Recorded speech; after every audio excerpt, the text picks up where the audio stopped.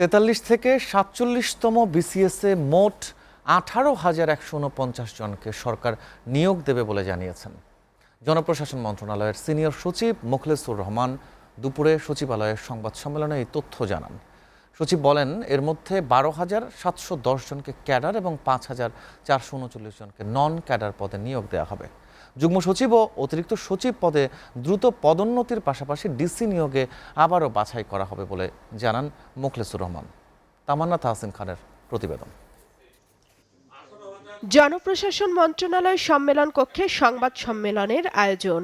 এ সময়ে জনপ্রশাসন মন্ত্রণালয়ের সিনিয়র সচিব মোখলেসুর রহমান বলেন, ৩১ ডিসেম্বর পর্যন্ত সম্পদ বিবরণী জমা দিতে পারবেন সরকারি কর্মচারীরা।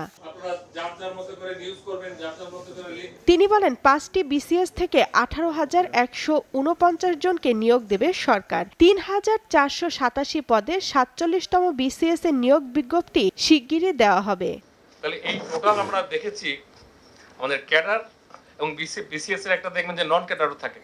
এই দুইটা মিলে হলো ১৮,১৪৯, ক্যাডারে হলো ১২,৭১০, নন ক্যাডারে হলো ৫,৪৩৯।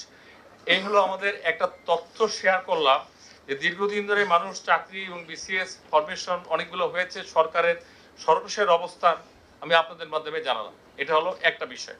আদালতের রায় অনুযায়ী নতুন চাকরির ক্ষেত্রে কোটা বাস্তবায়ন করা হবে। জেলা প্রশাসকদের ফিট লিস্ট নতুন করে তৈরি করা হবে বলেও জানান তিনি। যে পত্রিকা অথবা যে মিডিয়া যেটা প্রচার করেছে, হয়তো তারা না বুঝে অথবা ভুল বুঝে করেছে, এখন তারা রিয়েলাইজ করে যে ইট ওয়াজ রং।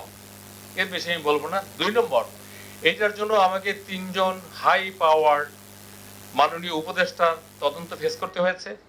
ক্যাবিনেট থেকে একটা তদন্ত কমিটি করে দেওয়া হয়েছিল এবং টেকনিক্যাল যে রিপোর্টগুলো ইউএস এবং আমাদের ডিজিএফআই এবং অন্যান্য সংস্থা যেটা আছে ভেরিফাই যে করে, এগুলোর আপনারা আমার চেয়ে ভালো নাম জানেন। এত মোটা একটা কি বলবো রিপোর্ট, এটা প্রসেস হয়ে চিফ অ্যাডভাইজারের কাছে গেছে।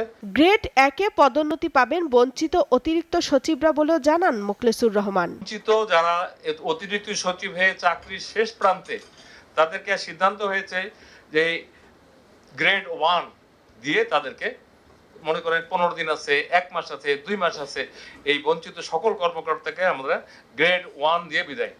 এই একটা সিদ্ধান্ত। এটা আমি মনে করি অনেকেরই মনের দুঃখ প্রমোশন হবে এবং সামাজিকভাবে, পারিবারিকভাবে, আর্থিকভাবে তারা বেনিফিটেড হবে। তামান্না তাহসিন খান, এসএটিভি, ঢাকা।